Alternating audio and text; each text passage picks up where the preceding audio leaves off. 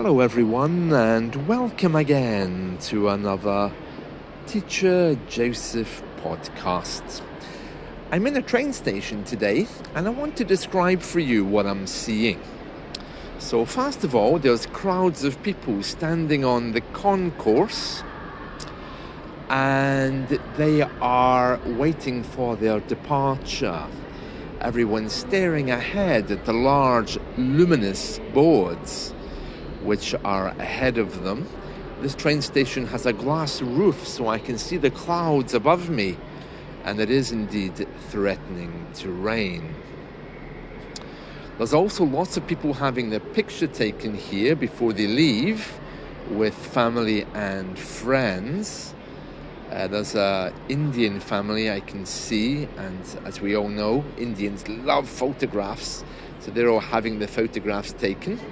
And there's also what looks like some lovers who don't seem to want to say goodbye to each other. They're holding hands and kissing. There's large luminous boards ahead of me. These boards are looming over the whole station, showing all different destinations, and they're flashing as they change. And that's a far cry from the past when these boards used to be made of wood and you could hear them flapping as they changed. Behind me, you might be able to hear the announcements. There's a lady who's giving live announcements as well, all about the next train that's departing. Unlike the past, these railway stations now across the UK, they have little art installations, and in the middle of this concourse they have some modern art that you can walk through. On top of that, there's also mobility points, because people here now in the UK are getting older, so there's lots of things for older people where they can rest, where they can sit down. And just like any other British establishment, of course, in this railway station, there's at least two pubs actually, and many coffee shops as well. There's also cash machines where you can take your money from the bank if you prefer to use cash, but everything these days tends to be cashless, you know. On top of that, what else can I tell you? Well, there's many groceries around. I always laugh at that, because even though there's many groceries inside this railway station, there isn't even one in the centre of my hometown. Perhaps what's really distinctive about this railway station in particular is the clock. It has a really large clock which hangs from the ceiling, and it's in the shape of a cube. So it's rather traditional, and as far as I can recall, it was made especially for this railway station. They have little mobility trucks to take people around who are disabled, and some of these mobility trucks have special names and also are covered in the rainbow flag, which is showing the railway and the government's support for the LGBTQ movement. There's fresh flowers, there's a Scottish flag, as well as the old railway flag. There's many people with trolleys and cases walking around. Everyone seems to know exactly where they're going. In the old days, this railway station wasn't perhaps the cleanest, and it wasn't the kind of place you would hang around in, because it was smoky, it had diesel. In those days you could smoke in the railway station as well. So to use yesterday's idiom, today is a far cry from the way it was in the past. There's many people coming and going, all dressed in dark clothing, reflecting the dark weather outside. And there's also some building work taking place. Some of the shops are closed for renovation. And There's a couple of ladies pushing a little baby in a buggy there. So it's Saturday. Obviously, children are going to special events. What's really striking is the sense of the color grey here. Everyone has dark clothes. The concourse is colored grey. The roof is grey. And the notice boards are black with silver writing. Some people might think that's attractive and definitely easier to read, but it's a little bit like if your computer screen goes black and comes up with that Microsoft DOS prompt. It's kind of scary when that happens, isn't it? So looking at these boards, they don't look attractive. They don't look like they want me to look at them, but they give me the information that I need. Another thing which is just next to me here is the access to the Hotel Champagne Bar. And supposedly the city is very poor, so I don't know who would be using that. These days of automation means that people are buying their tickets online, so people are able to pass through the station rather quickly. But of course, there are ticket machines and people on hand to help as well. Another thing I can tell you is, compared to the past, this station now has many barriers. And what I mean by that is you have to scan your ticket, the gate opens, and they let you through. Because in the past, it wasn't quite like that. In fact, in the past, I'm not sure if it's because they trusted us or if it's because they had more people checking tickets on the trains, but you could just go and get on your train even without a ticket and buy one from the driver.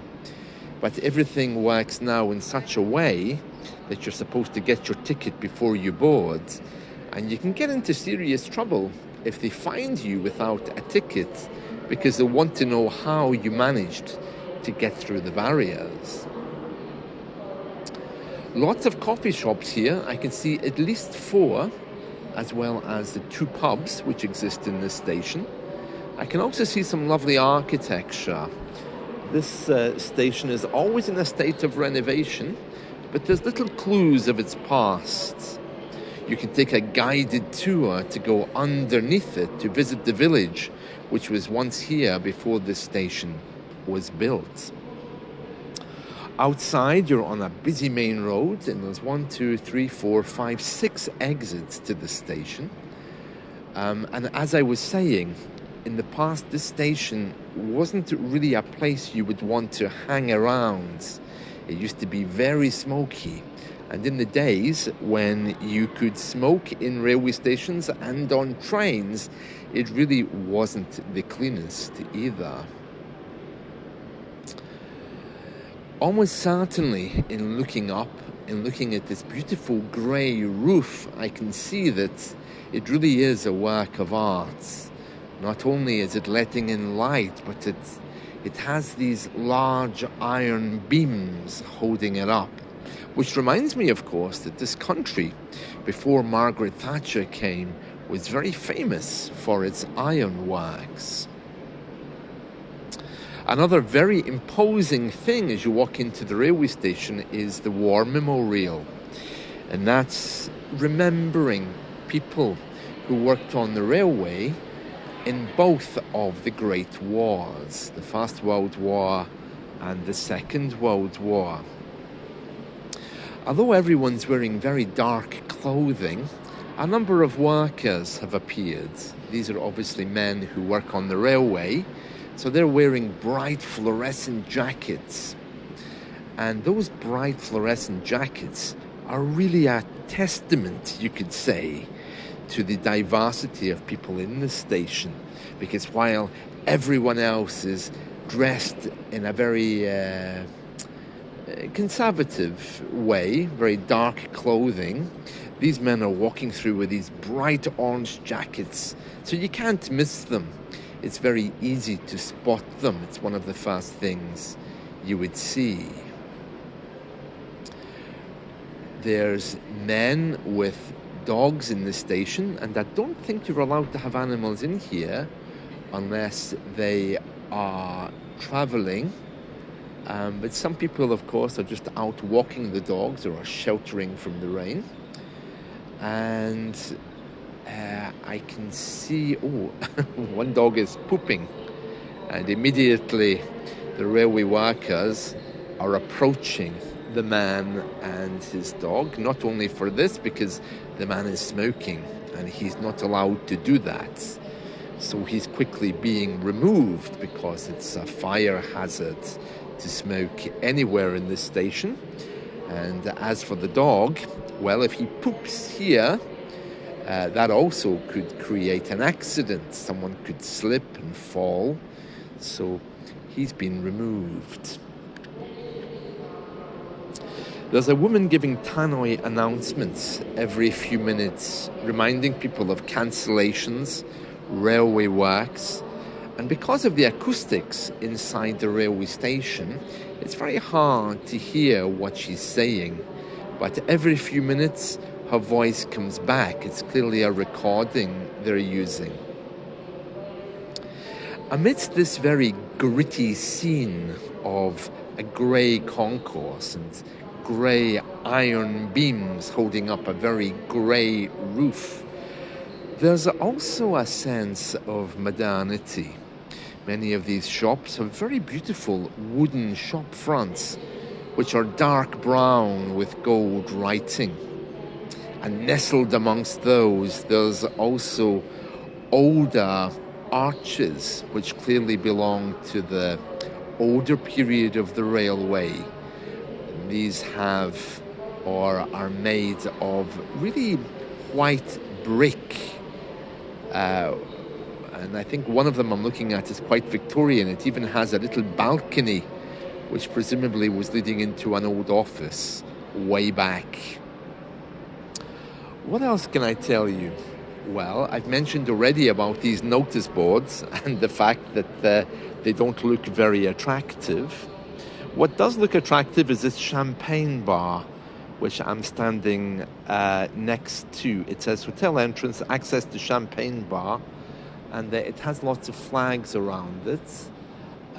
In looking inside the window, it looks to be a very modern art decor, which is very different from perhaps the outside of the station. So presumably there are special guests, maybe actors or show business people who arrive here on the train and need to be taken away immediately. But one thing is for sure, the champagne bar certainly isn't for the locals. The other bar, which is across the concourse, looks rather more gritty and perhaps suitable for Skype English teachers or people who are passing through. I'm standing next to one of the exits. There's a round arch, which clearly is 19th century, and the sign is saying that the airport bus is this particular way, and also showing me exactly what other streets are around. Some people here are with bikes, reminding me to tell you that you can take your bike on the train. There's certain carriages, but people don't always obey the rules and sometimes take their bikes anywhere on the train, and then they eventually have to move them when the guard finds out. Well, there's a train just came in, I think. There's 15 platforms in this train station, but there's many people heading for the exits, which suggests to me a train's just came in. Everyone's dressed for the winter because it's very cold, but there are a few people here who are wearing the Scottish traditional dress. And the Scottish traditional dress is one which is the kilt and the shirt. Oh, there's another 2-3 people with dogs, and these dogs are muzzled, and I think they're just coming off a train somewhere. Muzzled means that they have their faces covered so they can't bite anyone.